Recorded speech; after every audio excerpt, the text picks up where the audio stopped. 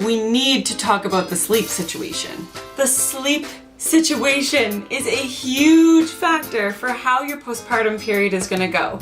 There's already so much emotional instability happening hormonally.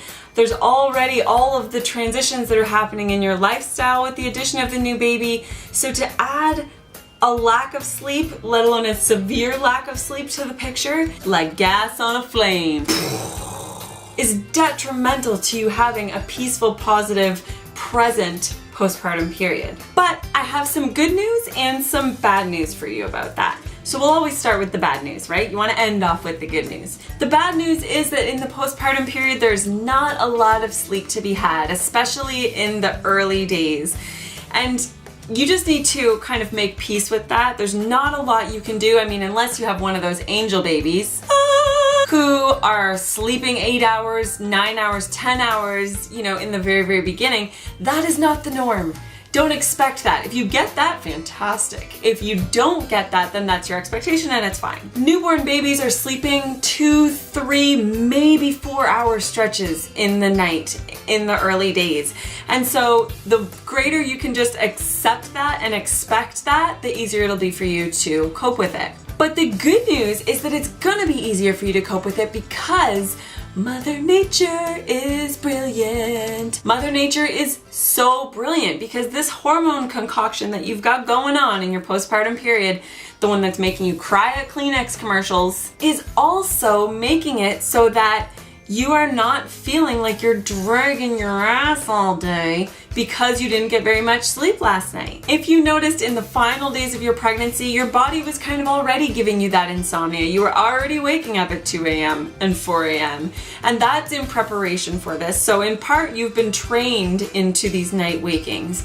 But also, these hormones just allow you to have extra energy. You'll notice that your partner, who most of the time doesn't get up with the baby, for the vast majority of time, if mom is breastfeeding, there's not a lot dad can do anyways. So partners just kind of sleep and then moms get up. But the partners the next day are like, I'm so tired, I can hardly function. I haven't got any sleep last night. That baby was crying so much.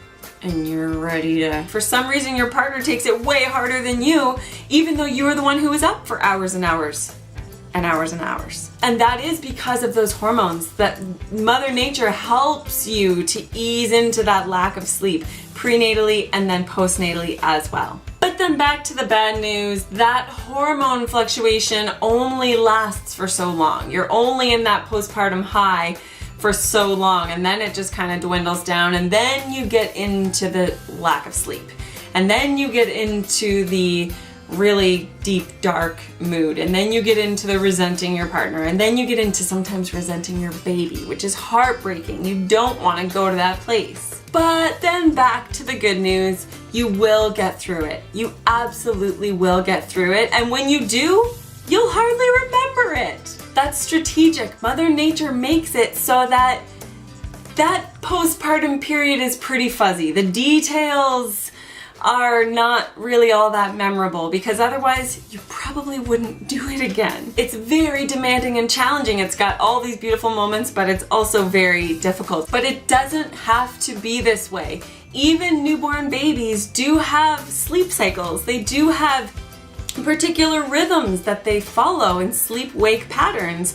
And so if you understand that and you identify that, your baby's sleep will become regulated and organized much more quickly, and you'll be able to predict when you'll have time to sleep as well. And that is a really, really important step, for baby getting sleep, but also for you getting sleep, because an overtired baby is wired baby and will not sleep no matter how hard you try. So having that baby on a routine, having that baby get regular sleep is going to make it so that baby's sleep is consolidating, pulling together into longer and longer chunks sooner. So the less time you need to be deprived of sleep up in the night dealing with baby. If you like this style of information and you want to hear more about how to have a positive, present, holistic postpartum period, be sure to sign up for my brand new webinar. Just give me your name and email and I will send you all of the details. If you like this video, please be sure to actually like it, leave me a comment, tag a mama friend or share it on your page. I want to help you to rock new motherhood. Thank you so much for watching, and I'll see you next time on Grandma Roots Baby Talk.